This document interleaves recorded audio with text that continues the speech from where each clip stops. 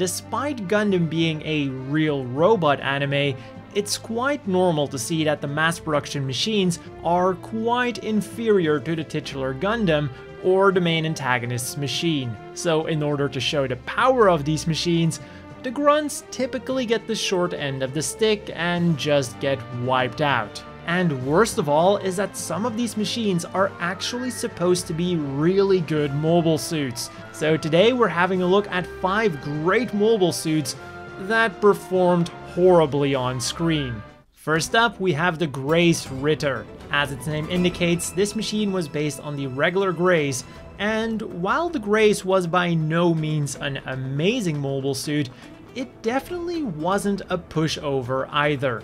The Grace Ritter then was an upgraded and more elegant version. The biggest differences were more ornate and thruster-equipped shoulders, a communications antenna on the head, an elegant knightly sword instead of a brutish axe, and an honorable green-bluish color scheme instead of the standard drab green. All fluff aside, it was a small but important step up from the Grays. And to make sure that these upgrades would be put to good use, they were assigned to the elite guards of the Outer Earth Orbit Regulatory Joint Fleet. They had only one weakness. Their leader, Karta Issue, was very set in her honorable ways and expected her enemies to do the same. So rather than using actual military strategy, she treated the battlefield more like a parade. Combined with their lack of actual combat experience, the elite Grace Ritter squadron would face a humiliating defeat against Tekadon, a group that cared very little for formalities.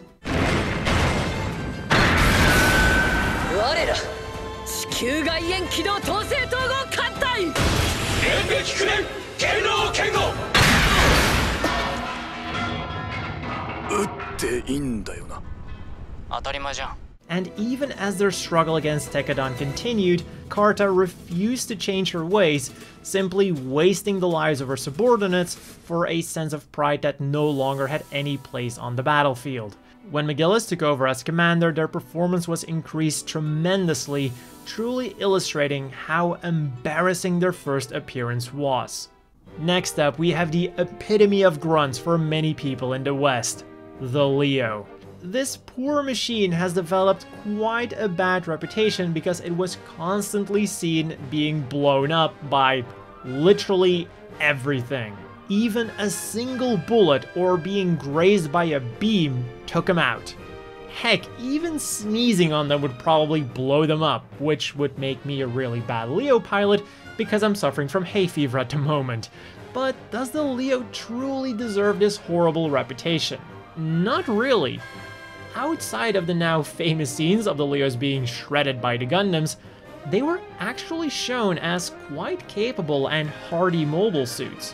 While they weren't particularly amazing in any single aspect, they were finely balanced and reliable mobile suits that could be outfitted with a variety of weapons and option parts to make them suitable for many combat roles. And in the hands of an experienced pilot, they could even be a threat to a Gundam.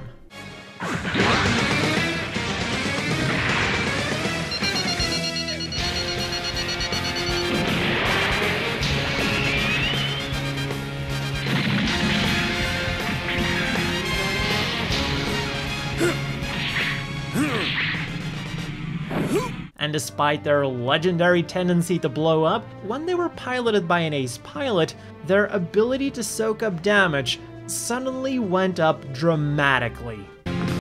After the First Bloody Valentine War, the Earth Alliance was planning to keep banking on their numerical superiority.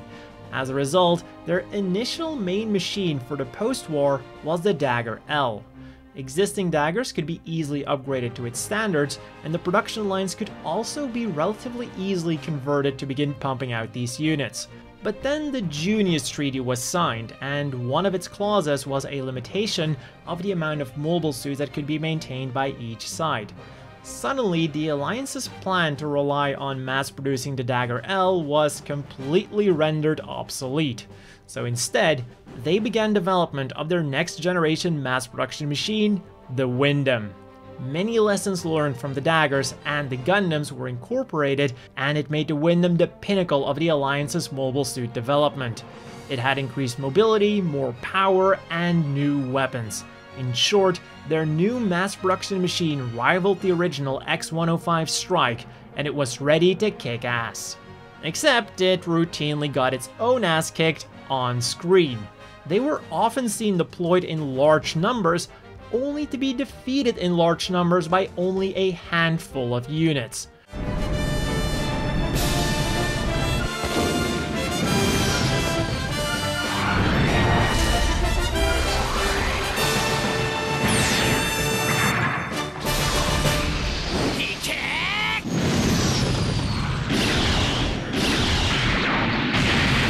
And while it is true that they were up against Zaft Aces on screen, I'm pretty sure that the better Alliance pilots were given priority when the new Windams were being handed out. At the very least, Neo Roanoke was able to show us what the Windam was truly capable of.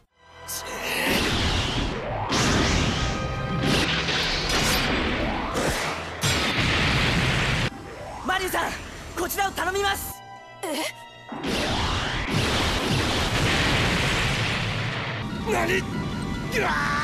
Then we have basically anything on the General Revel. Revel is a name that should be familiar to any Universal Century fan.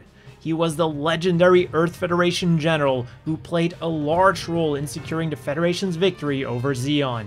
And later he would even get the second Dogo's Gear class ship named after him, the General Revel. It was the pride of the Federation fleet and served as the flagship of their orbital fleet. Literally everything about this ship made it sound invincible. It was an upgraded version of the already formidable Dogo's Gear, and in addition to a plethora of weapons, it also featured 16 catapults for its complement of 46 mobile suits. And these weren't just any old mobile suits, they were all top-of-the-line machines. Its Jagans were upgraded with more and newer thrusters for higher speeds and more mobility, and the Rezels were all configured as commandered units, many outfitted with additional defensor units for even more firepower. And then there was its introduction. An amazing camera angle combined with menacing music, and you just knew that this ship meant business and that it was going to be a big problem to overcome for our main characters. 間違いありません。ゼネラルレビル。モビルスーツが来ます。多数。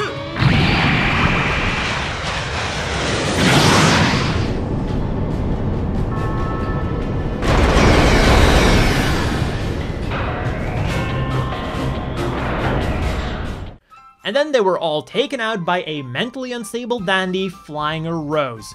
I've never felt an anime give me that much of a middle finger. Oh wait. I have, because there is still one more entry on this list. Almost every GM from 0080 and especially the GM Sniper IIs. The first units to be embarrassingly wiped out were the GM Cold District types.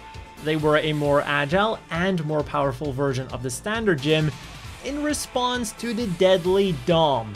And as its name indicated, many of these units would also be customized for use in cold environments.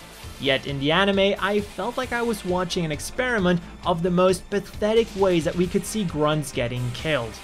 But hey, they got one enemy unit, which is more than can be said for the last gyms that appeared on screen.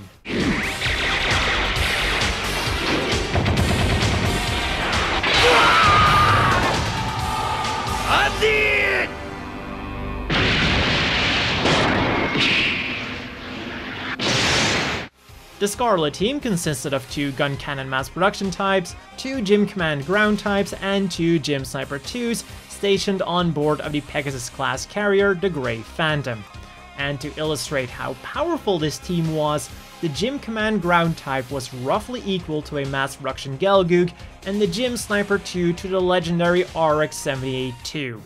It had extra sensors in the head for sniping, a more powerful reactor, extra thrusters in the legs, an overhauled backpack that favored precision, and many other minor adjustments that made the GM Sniper II the perfect Federation Ace mobile suit. and many ace pilots like Lido Wolf and the guys from the White Dingo squad would use these fine machines to great effect.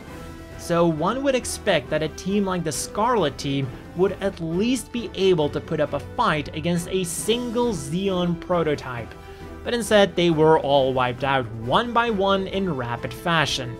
Not exactly the most exciting battle ever.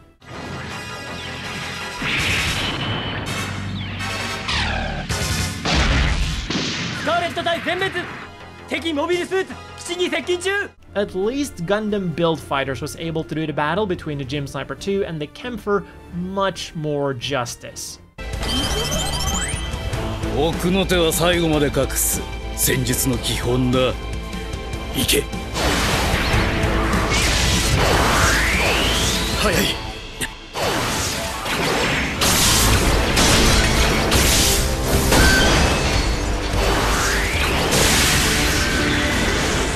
And let's wrap up this list with an honorable mention that isn't a mobile suit. The Humble Ball. Especially in the original anime, the ball didn't really do a lot. It flew around next to the gyms for a bit, provided some covering fire, and its most famous kill was when it was kicked by a Zaku like a football and team killed a gym. Nothing really to write home about. But when you look at the specs, the role of the ball suddenly becomes much less of a joke. With enough firepower to punch through a Zaku, and higher speeds than most mobile suits, it was effective as both a hit-and-run machine and a fire support unit. And then there's also two often overlooked things. They were easier to produce and a lot easier to pilot than a mobile suit. Especially by converting already existing space pods, the Federation was able to pump these out en masse, and with no shortage of potential pilots, they were able to flood the battlefield with their balls. And hey, if you were truly amazing, you could even try to take out a Zaku single-handedly with a ball. Out of your mind? So that's all from my list of 5 actually amazing mobile suits that performed horribly on screen. Let me know in the comments down below which one is your favorite, whether it was on this list or not. As for me, I think my answer speaks for itself. Anyways, if you enjoyed this video, be sure to leave a like and subscribe for more similar content in the future. And as always, a big thank you to the Patreon supporters. I hope all of you watching have a great day, and I'll see you all next time.